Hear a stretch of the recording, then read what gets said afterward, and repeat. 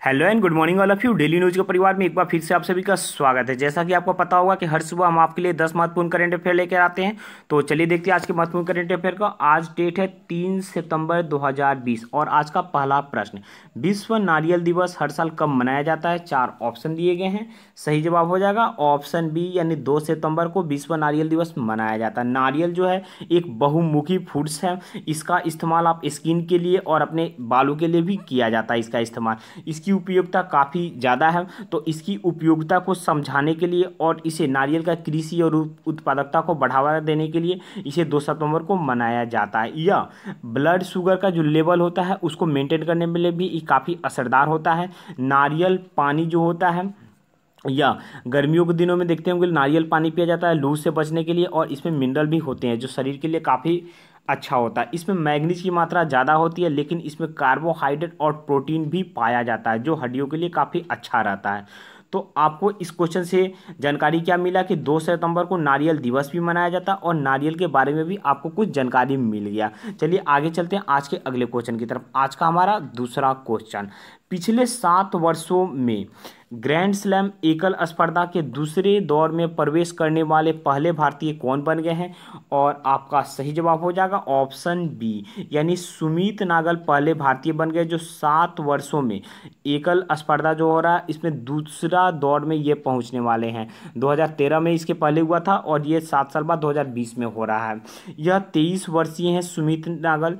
इन्होंने ये अमेरिका के ब्रैडली क्लान को यह हराएं और यूएस टूर्नामेंट का जो पहला दौर है इसमें यह दूसरे दौर में पहुंच गया। और दूसरे दौर में इनका मुकाबला जो होगा यह डोमोनिक थीम के साथ इनका मुकाबला होगा। इसके पहले 2013 में हुआ था। तो 2013 में जो थे भारत के तरफ से सोमदेव वर्मन, इन्होंने Australia open, French open, US open के दूसरे दौर में यह पहुंचे हुए थे। और 2013 के बाद 2017 में सुमित नागल पहुंचे हुए। अब यूएस ओपन 2020, तो यूएस ओपन 2020 जो चल रहा है यह 140वां एडिशन है जो 31 अगस्त से लेकर 13 सितंबर 2020 तक यह यूएसए के न्यूयॉर्क सिटी में चल रहा है। चलिए आगे चलेंगे आज के अगले क्वेश्चन की तरफ। आज का हमारा तीसरा क्वेश्चन, हिंदुस्तान शिपयार्ड लिमिटेड के नए सीएमडी के पद के में किसे नियुक्त किया गया? आपके पास 4 ऑप्शन दिए गए हैं और आपका सही जवाब हो जाएगा ऑप्शन सी, यानी हेमंत खत्री को हिंदुस्तान शिपयार्ड लिमिटेड यानी एचएसएल के नया सीएमडी के रूप में नियुक्त किया गया है। हिंदुस्तान शिपयार्ड लिमिटेड जो है यह आंध्र प्रदेश के विशाखापट्टनम में स्थित है। हेमंत खत्री यह रियर एडमिरल एलवी शरत बाबू की यह स्थान लेंगे। एलवी शरत बाबू का रिटायरमेंट हो गया, उसके जगह पर यह काम करेंगे। अब हेमंत खत्री अब तक यह एचएसएल में रणनीतिक परियोजना के निदेशक के रूप में सेवा दे रहे थे। इनकी नियुक्ति जो है यह 1 सितंबर 2020 से इनकी नियुक्ति हुई और यह 31 जुलाई 2025 तक, यानी इनका रिटायरमेंट भी इसी दिन है। अपने रिटायरमेंट तक अपने पद पर रहेंगे। अगर बीच में कोई आदेश आता है तब इन्हें अपना पद छोड़ना पड़ेगा। एचएसएल की स्थापना हुई थी 22 जून 1941 को इसकी स्थापना हुई थी और इसका हेडक्वार्टर जो है आंध्र प्रदेश के विशाखापट्टनम में। चलिए देखते हैं आज के अगले क्वेश्चन की तरफ। आज का हमारा चौथा क्वेश्चन, किस राज्य ने विशेष बिजली विरोधी चोरी पुलिस स्टेशन स्थापित करने का निर्णय लिया हुआ? आपके पास 4 ऑप्शन दिए गए हैं और आपका सही जवाब हो जाएगा ऑप्शन सी, यानी उत्तर प्रदेश। क्वेश्चन को नहीं समझे होंगे तो मैं फिर से एक बार बता दे रहा हूँ। उत्तर प्रदेश सरकार जो है यह अपने प्रत्येक जिलों में, यानी 75 के 75 जिलों में एक स्पेशल पुलिस थाना की स्थापना करेगी, यानी पुलिस स्टेशन की स्थापना करेगी। यह जो पुलिस स्टेशन होगा यह डेडिकेटेड होगा किसके लिए? तो बिजली चोरी के जो विरोध होता है इसके विरोध में ही कार्य करेगा। आप यहाँ के उत्तर प्रदेश राज्य के जो होम मिनिस्टर है यानी राज्य गृह मंत्रालय, इन्होंने एक आदेश जारी किया और बोला कि 75 जो जिले हुए सभी जिले में डेडिकेटेड पुलिस स्टेशन खोला जाएगा। और यह जो पुलिस स्टेशन होगा वो इसी काज को, यानी बिजली चोरी के लिए ही वह कार्य करेगी। पहले से जो पुलिस स्टेशन था उस पर ऑलरेडी काफ़ी लोड था, काफ़ी प्रेशर था, जिसके कारण वह ये कार्य को करने में उन पर और हैम्पर किया जाता। इसके कारण एक नया पुलिस स्टेशन बनाया जाएगा। प्रत्येक डिस्ट्रिक्ट में एक पुलिस स्टेशन रहेगा जो बिजली से चोरी के जो काम होगा उसको देखेगा।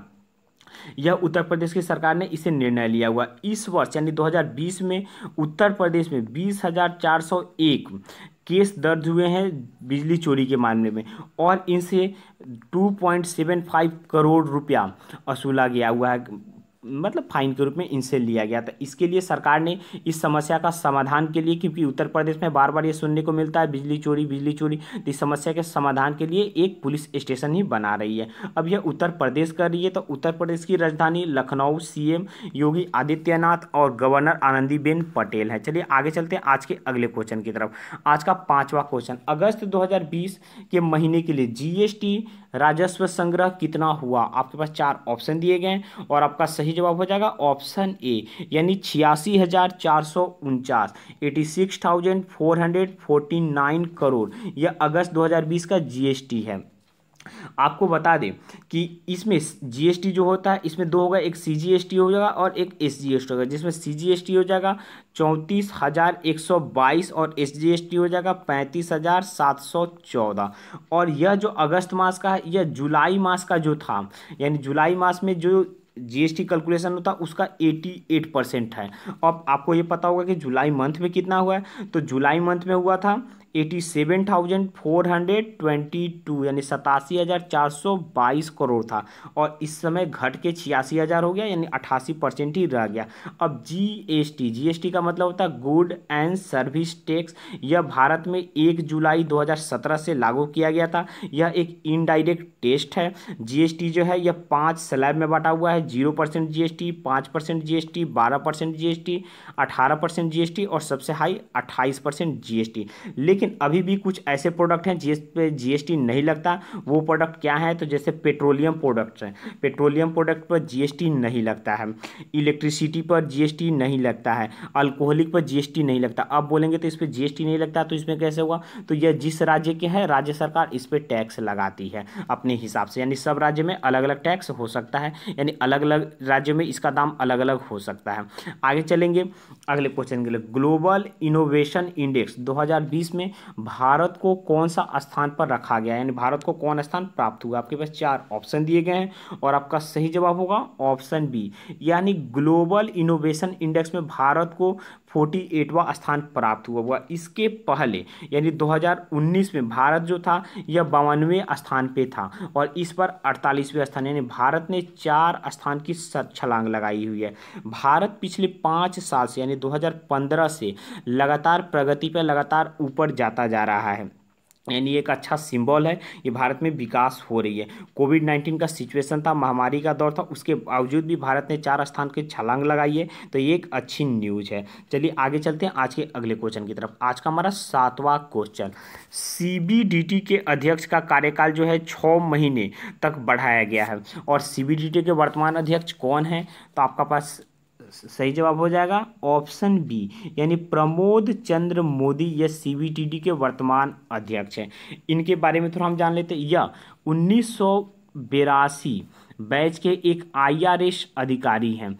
इन्हें फरवरी 2019 में सीबीडीटी के प्रमुख के रूप में इन्हें नियुक्त किया गया था और 31 अगस्त 2019 को इनका रिटायर हो गया। उसके बाद इन्हें फिर से 1 वर्ष के लिए नियुक्त कर लिया गया 31 अगस्त 2020 तक, और 31 अगस्त 2020 को इनका फिर से पद जब खत्म हो गया तो इनका कार्यकाल फिर से 6 मंथ को बढ़ा दिया गया, यानी ये अब 28/2/2021 तक इस पद पर रहेंगे।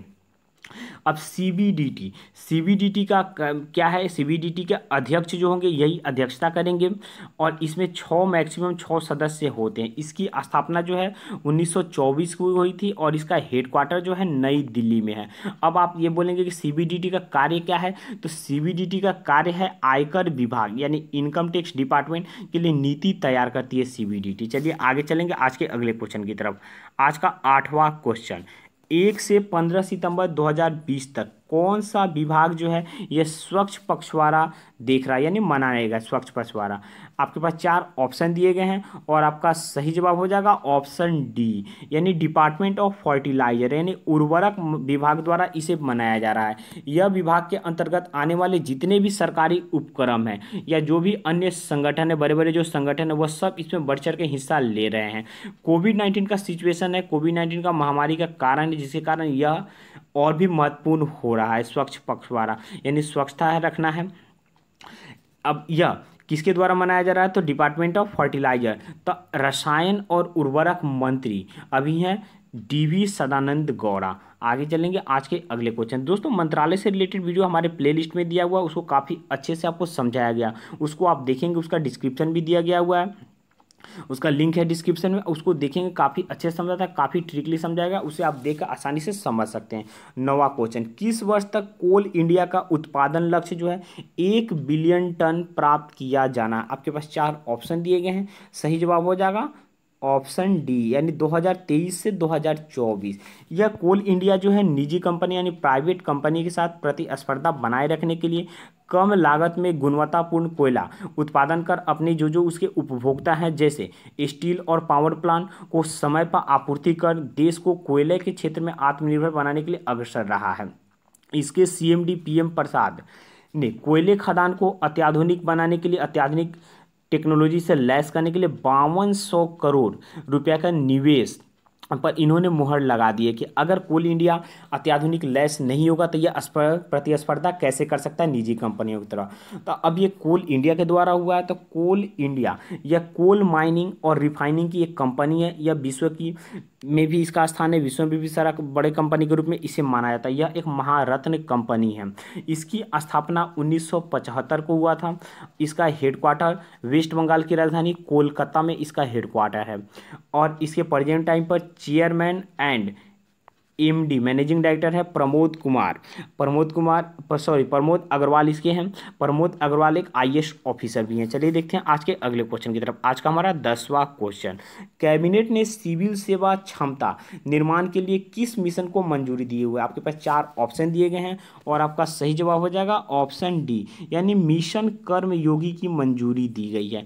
PM मोदी ने बताया कि यह जो मिशन कर्मयोगी है इसका उद्देश्य भविष्य के लिए जो सिविल सेवक उनको और रचनात्मक यानी उनकी क्षमता को और ज़्यादा विकसित करने के लिए इसे शुरू किया जा रहा है। यह सिविल सेवकों की कैपेसिटी बिल्डिंग करने की एक प्रोग्राम है। इससे सरकारी कर्मचारियों का जो आदर्श कर्मयोगी के रूप में होगा देश सेवा के लिए विकसित करने के लिए एक प्रयास किया जा रहा है। दोस्तों आज का वीडियो यहीं पर ख़त्म हुआ। वीडियो आपको कैसा लगा? वीडियो आपको अच्छा लगा होगा। वीडियो से अगर आपको कुछ इन्फॉर्मेशन मिला होगा तो वीडियो को लाइक करना न भूलेंगे। आपका अगर कोई सुझाव होगा तो कमेंट बॉक्स में अपना सुझाव निश्चित देंगे। वीडियो का PDF लेना होगा तो PDF के लिए टेलीग्राम ग्रुप से जुड़ेंगे। टेलीग्राम ग्रुप का लिंक वीडियो के डिस्क्रिप्शन में दिया हुआ। चैनल को अब तक सब्सक्राइब नहीं किए होंगे तो चैनल को निश्चित तौर पर सब्सक्राइब करेंगे। यह चैनल आपके लिए काफ़ी हेल्पफुल होगा। दोस्तों आप हमें फेसबुक और इंस्टाग्राम पर भी फॉलो कर सकते हैं। फेसबुक इंस्टाग्राम पर हम करेंट अफेयर के साथ साथ प्रीवियस ईयर की क्वेश्चन भी देते हैं और यहाँ से भी आप जुड़ के लाभ ले सकते हैं। वीडियो को पूरा देखने के लिए, अंत तक बने रहने के लिए आपका धन्यवाद। आप